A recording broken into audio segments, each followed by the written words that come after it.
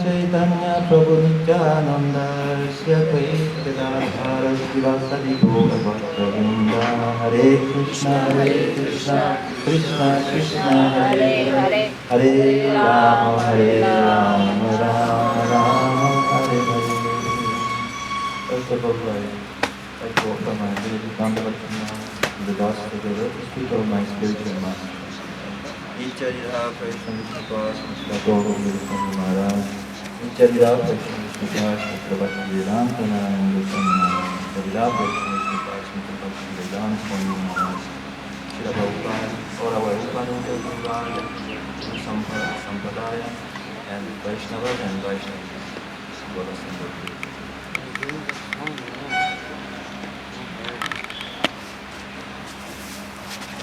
So, yesterday, last night, I was told Maharaj, we go to Katwa this morning for darshan.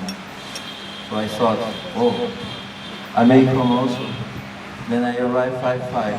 That was like 5 minutes before he left, after he left. So I said, what should I do? Then I read Mahaprabhu's taking sannyas. So I will tell a little about this, if you don't mind.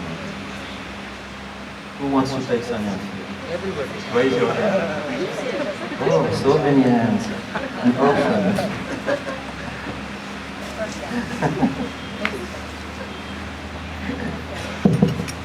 So, in Navadvip, Mahaprabhu, Nimai Panda,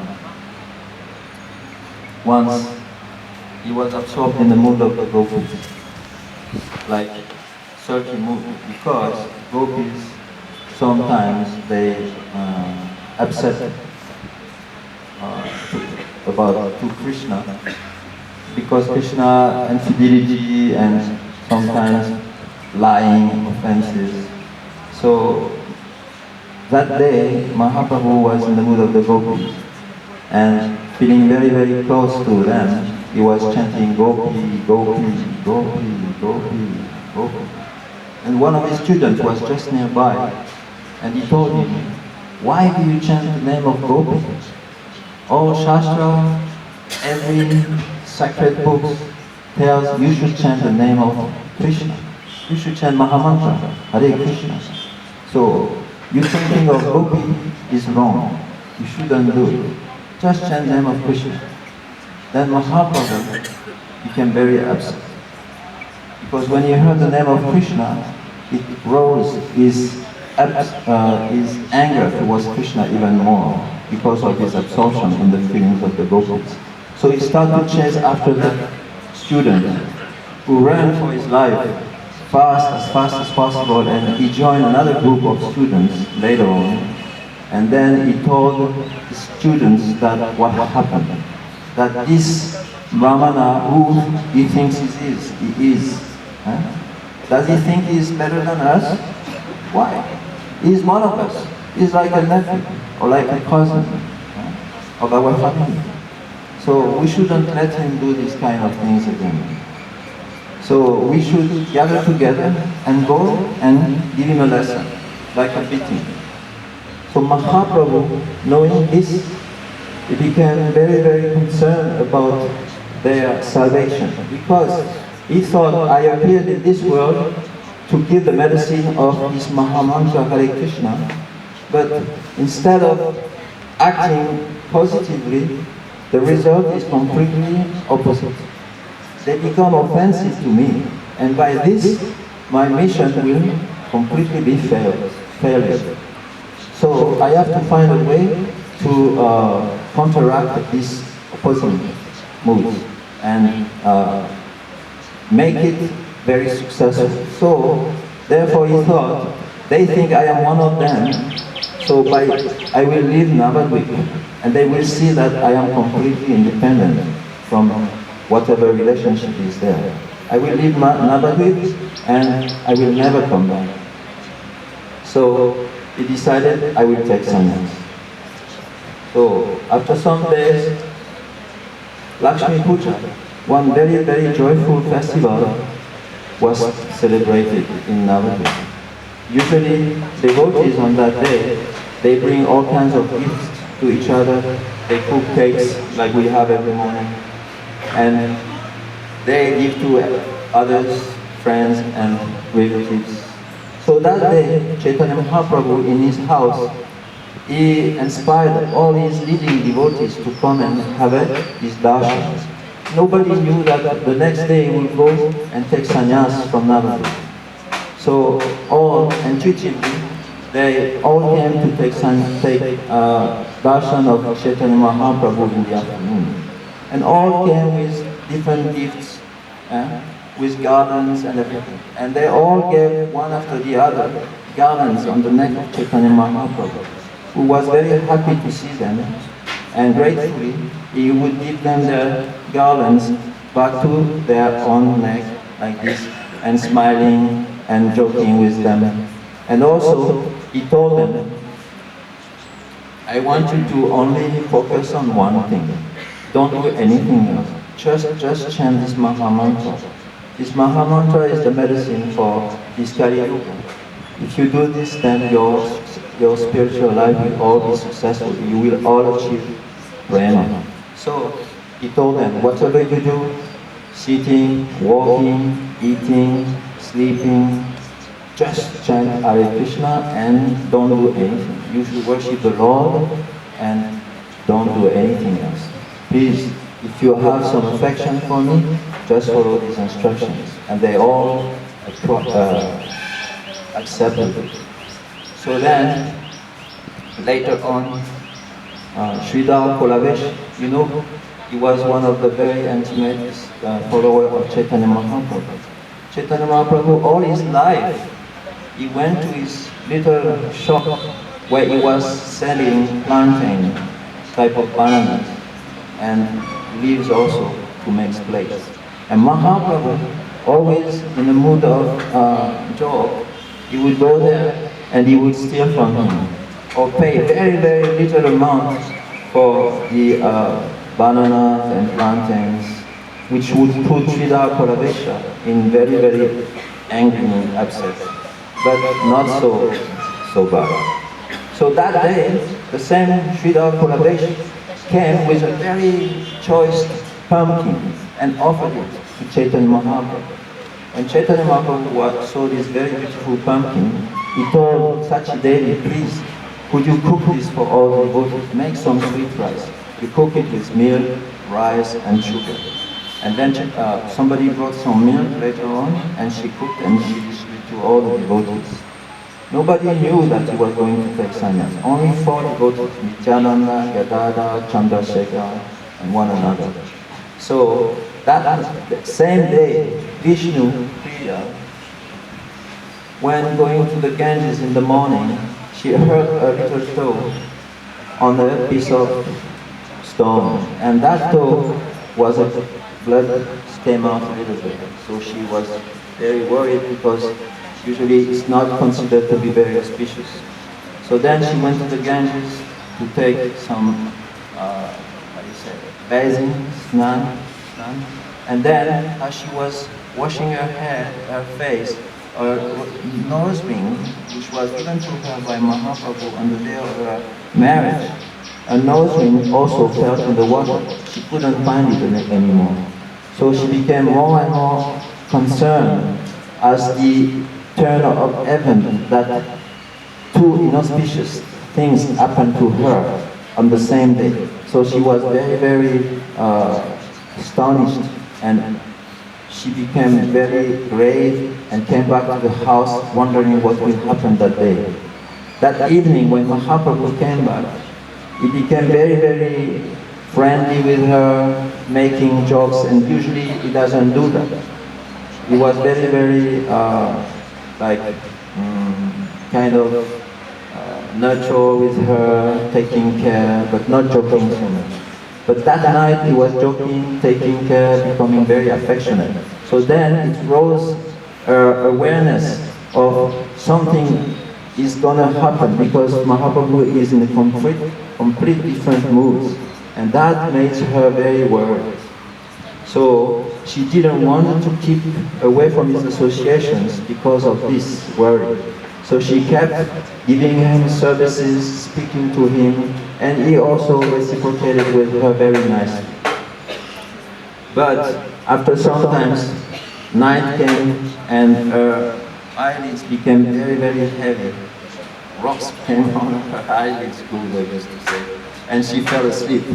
When she fell asleep, Mahaprabhu immediately he rose from the bed and he decided to leave the house.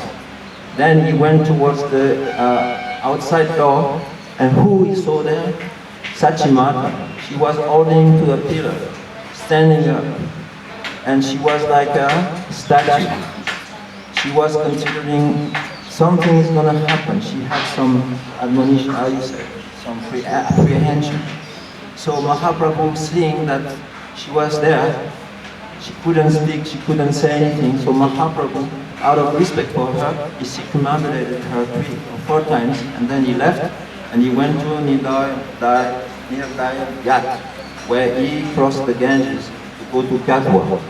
It was 3 o'clock in the morning, and he jumped in the very cold weather, winter weather, very cold waters, and current was very strong also. But he crossed, and arriving on the other bank, he ran with wet clothes for 25 miles going toward Katwa. In Katwa, there was one person called Keshava Bharati. He was a sannyasi, Mayavadi sannyasi. And he was there, it was morning time. He arrived there maybe around 10 o'clock. And when all of a sudden he saw that a very big effulgence completely lit his ashram. He was wondering, oh, what's happening? Like the sun is coming inside my ashram. So he looked and he saw, no, it's a person coming.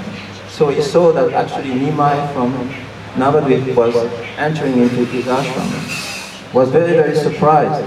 He looked at Nimai's face, very beautiful, very young, and he was wondering, who is that person? Then Nimai said, are you Nimai Pandit from Navadvip, the great scholar who defeated so many people who came, like Digvijayas, like Keshava and others?